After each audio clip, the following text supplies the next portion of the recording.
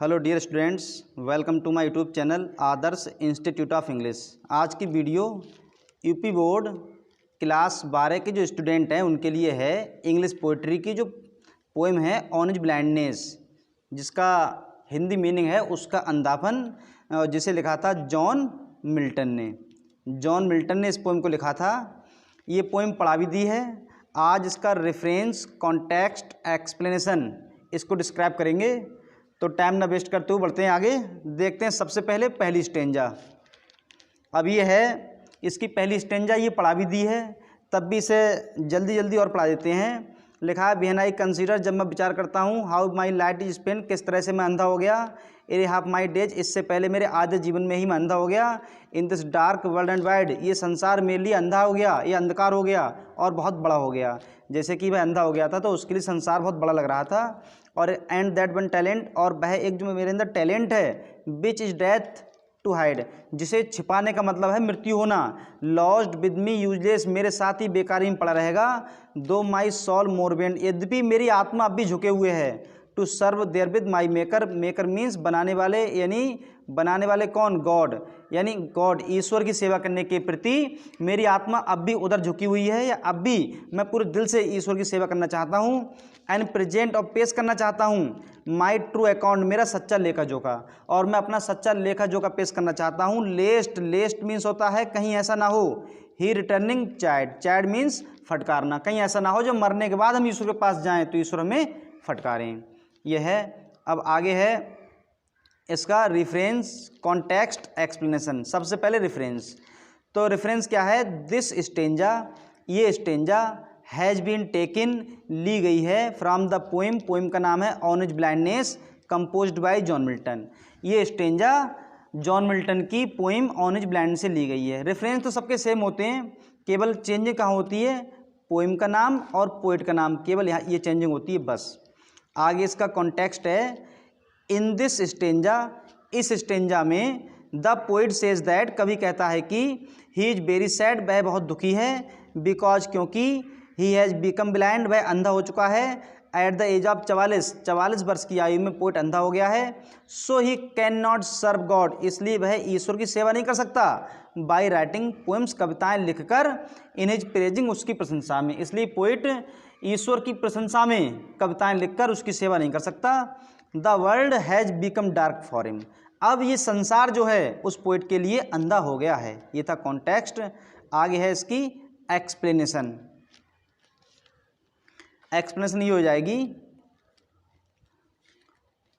In these lines, इन lines में, the poet says that, कवि कहता है कि the God has given him, ईश्वर ने उसे दिया, क्या दिया, द पावर, शक्ति दी, ऑफ राइटिंग पोइट्री, पोइट्री लिखने की ईश्वर ने जॉन मिल्टन को एक टैलेंट दिया।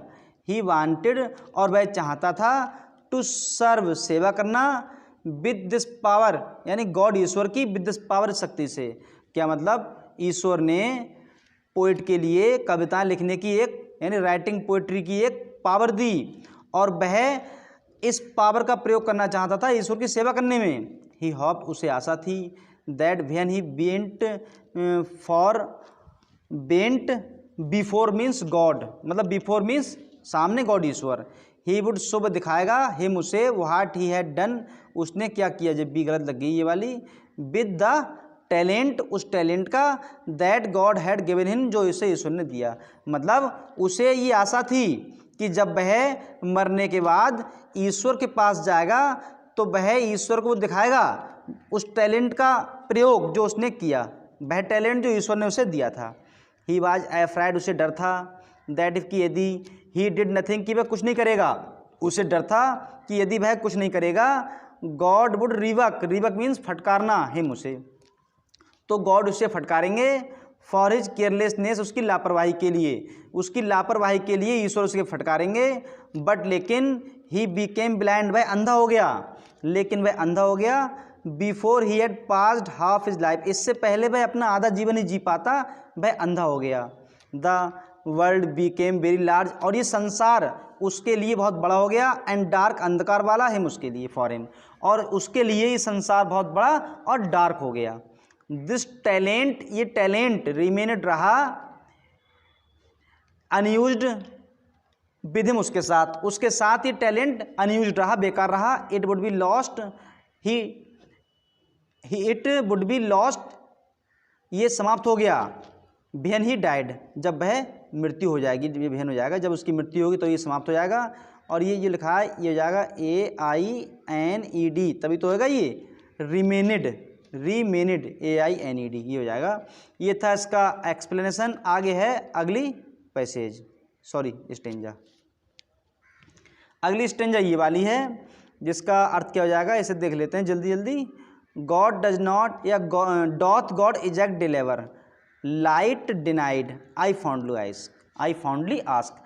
कभी बड़ी मूर्खता के साथ पूछता है, क्या ईश्वर उनसे भी मेहनत करवाना चाहता है जो लोग अंधे हैं, बट पैसेंस, लेकिन धैर्य के साथ। टू प्रिवेंट, उसका धैर्य उसे रोक लेता है। दैट मरमर, जो बड़बड़ाते हुए। सून रिप्लाई, शीघ्र उत्तर देता है। गॉड डॉथ नॉट नीड, ईश्वर को आवश्यकता नहीं है। आइदर मैंस वर्क, ना तो किसी व्यक्ति के कार्य की आवश्यकता है, और इज ओन गिफ्ट्स, ना तो किसी व्यक्ति को उपहार की आवश्यकता है।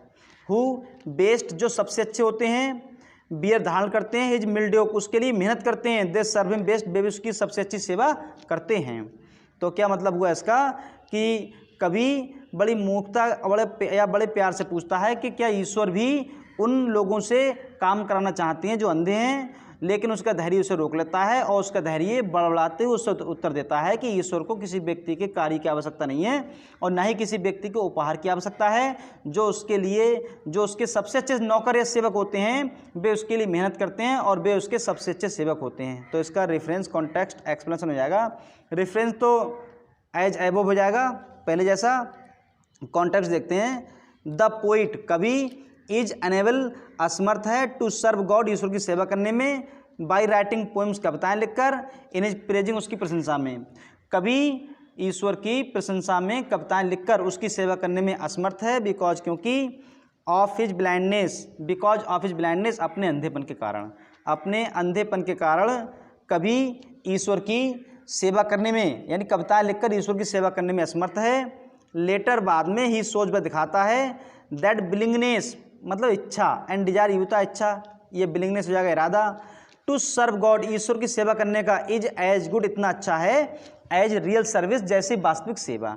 मतलब बाद में कभी ये दिखाता है कि ईश्वर की सेवा करने की इच्छा और ईश्वर की सेवा करने का इरादा अगर ये है तो ये भी ऐसा ही होता है, इतना ही अच्छा है जितने कि ईश्वर की वास्तविक सेवा। आगे है इसका एक्सप्लेनेशन है इसका। इन दीज लाइन्स, इन लाइन्स में, द पोइट सेज दैट, कवि कहता है कि he wanted to serve God, वह ईश्वर की सेवा करना चाहता था।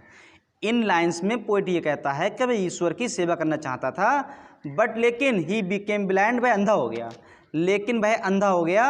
सो इसलिए he could not serve God, वह ईश्वर की सेवा नहीं कर सका।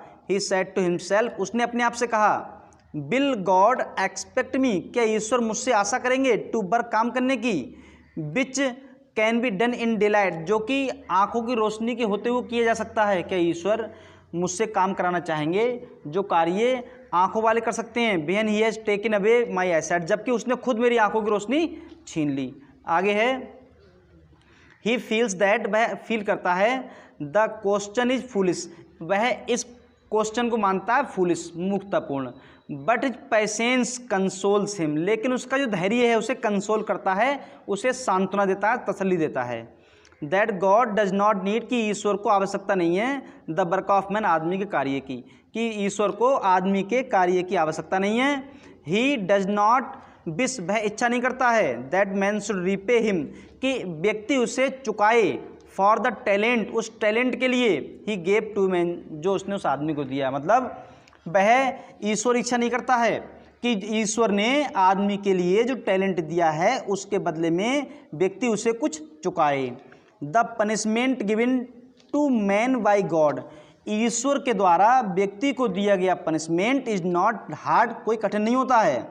दोज वे लोग हु डू नॉट कंप्लेन, जो शिकायत नहीं करते हैं, ऑफ हार्डशिप, कठिनाई की, एंड सफ़र, कष्ट सहते हैं, साइलेंटली, चुपचाप। वे लोग जो कठिनाइयाँ आती हैं उनकी कोई शिकायत नहीं करते हैं, बल्कि चुपचाप उस कठिनाई को सहन करते रहते हैं। Do the best service to God, वे ईश्वर की सबसे अच्छी सेवा करते हैं। इसके बाद नेक्स्ट स्टेंजा है लास्ट वाली, जो कि most most most most most most important है, 100% एग्जाम आने के चांस रहते हैं। तो इसका हिंदी मीनिंग क्या होगा? हिज स्टेट इज किंगली, कि ईश्वर का जो राज्य है वो राजा की तरह है, यानी बहुत बड़ा है। ईश्वर का राज्य बहुत बड़ा है। Thousands at his bidding speed, हजारों नौकर चाकर ऐसे होते हैं जो ईश्वर की आज्ञा सुनते ही दौड़ पड़ते हैं। एंड पोस्ट ओवर लैंड, चारों तरफ घूमते रहते हैं। एंड ओशियन, महासागर के, विदाउट रेस्ट, बिना आराम के। ईश्वर की आज्ञा मिलते ही वे पृथ्वी और महासागर इनके चारों ओर चक्कर लगाते रहते हैं बिना आराम किए हुए, यानी ईश्वर की आज्ञा मिलते ही ईश्वर के नौकर चाकर बिना आराम किए हुए पृथ्वी या महासागर के चक्कर काटते रहते हैं। दे आल्सो सर्व, वे भी सेवा करते हैं। हु ओनली स्टैंड, जो केवल खड़े रहते हैं। एंड वेट, प्रतीक्षा करते हैं, और वे भी ईश्वर की सेवा करते हैं जो केवल खड़े रहते हैं और अपनी बारी की प्रतीक्षा करते हैं। ये थी थर्ड स्टेंजा। अब आता है इसका रेफरेंस, कॉन्टेक्स्ट, एक्सप्लेनेशन। जैसा कि लिखा है रेफरेंस तो हो जाएगा एज अबोव, तो कॉन्टेक्स्ट क्या होगा? इन दिस लास्ट स्टेंजा, इस अंतिम स्टेंजा में द पोइट सेज दैट, कवि कहता है कि ही हैज़ फर्म फैथ, उसे दृढ़ विश्वास है, इन गॉड, ईश्वर में, कि कवि के लिए ईश्वर में पक्का दृढ़ विश्वास है। ही थिंक्स, वह सोचता है, about the greatness of God, ईश्वर की महानता के बारे में। वह यानी कवि ईश्वर की महानता के बारे में विचार करता है। गॉड डज नॉट नीड, की ईश्वर को आवश्यकता नहीं है, द वर्क ऑफ मैन, आदमी के कार्य की, ईश्वर को आदमी के कार्य की आवश्यकता नहीं है। दिस आइडिया कंसोल्स हिम, यही विचार उसे सांत्वना देता है, तसल्ली देता है। He has no more fear, अब उसे कोई डर नहीं है, that God will be angry with him, कि ईश्वर उससे नाराज होंगे। अब उसे कोई डर नहीं है कि ईश्वर उससे नाराज होंगे। ये लास्ट स्टेंजा चल रही है अभी, जो कि हिज स्टेट इज किंगली, यहाँ से एंड बेट यहाँ तक है। ये था इसका कॉन्टेक्स्ट। आगे है इसका एक्सप्लेनेशन, ये हो जाएगा कि इन दीज लाइन्स, इन लाइन्स में द पोइट सेज दैट, कवि कहता है कि हिज पैसेंस, उसका धैर्य, सेज टू हिम, उससे कहता है।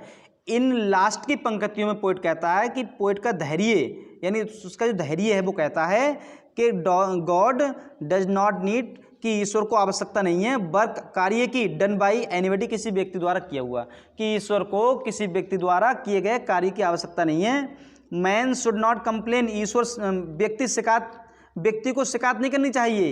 His patience then advise him further, further means आगे, आगे उसका धैर्य उसे एडवाइस देता है, सलाह देता है। God is like a king, कि ईश्वर तो एक राजा की तरह है। He has a very large number of servants, और ईश्वर के पास असंख्य संख्याओं बहुत सारे नौकर होते हैं। ही कमांड्स समथिंग, जब वह कुछ आज्ञा देता है, जब वह किसी को कोई आज्ञा देता है। थाउजेंड्स ऑफ फेरीज, होता है परियां, एंजल्स, देवदूत, run on land and the sea, जब ईश्वर उन्हें कोई आज्ञा देता है या ईश्वर कोई कमांड देता है तो हजारों परियां और देवदूत, आग मतलब लैंड, भूमि और महासागर, इसके चक्कर लगाने के लिए तैयार हो जाते हैं। दे डू नॉट स्टॉप, वे नहीं रुकते हैं। अनटिल मीन्स, जब तक कि नहीं।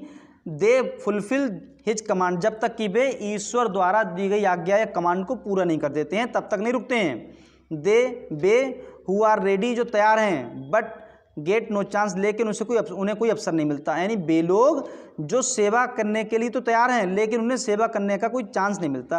Are also his good servants, वे भी ईश्वर के सबसे अच्छे नौकर माने जाते हैं। गॉड एक्सेप्ट्स देयर सर्विस, ईश्वर उनकी सेवा को भी स्वीकार करता है। When the poet thinks about all this, जब कवि इन सब के बारे में विचार करता है। He is satisfied with his lot, lot means होता है भाग्य, तब वह अपने भाग्य से सहमत हो जाता है। ये थी स्टेंजा थर्ड वाली। इसमें जो 3 स्टेंजास हैं वो तीनों स्टेंजा करा दी, और इसका रेफरेंस और कॉन्टेक्स्ट और एक्सप्लेनेशन ये भी करा दिए। उसके बाद जो नेक्स्ट वीडियो बनाएंगे उसमें ये भी देखेंगे कि आखिर रेफरेंस, कॉन्टेक्स्ट, एक्सप्लेनेशन को लिखने का सही तरीका है क्या। आज की वीडियो में बस इतना ही। Thanks for watching.